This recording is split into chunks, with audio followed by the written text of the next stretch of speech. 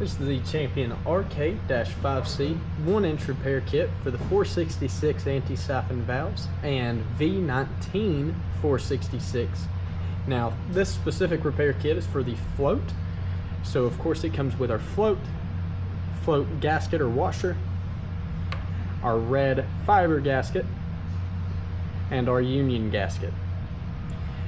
Now in the package it'll also include this little slip. On the front side you've got RK-5C, the branding, and then what it's a replacement for.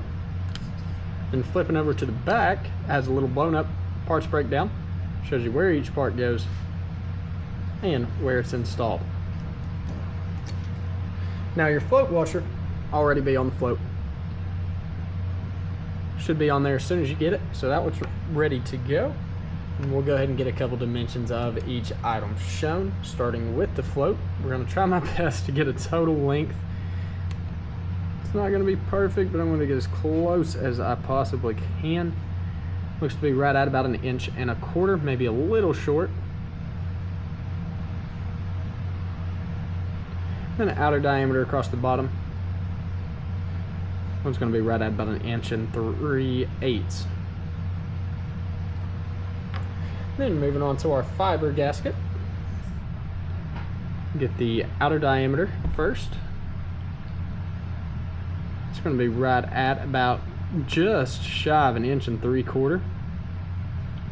Then an inner diameter right at 1.5 inches. And on our union gasket, outer diameter, going to be right at about 1 inch. Right at 1 3/4 inches, just like the fiber gasket. And then inner diameter, also like the fiber gasket, right at 1.5 inches.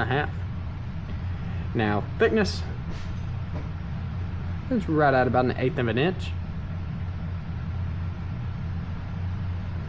And once again, this is the Champion RK-5C float kit for the 466 anti-siphon valves and the V19 466 valves.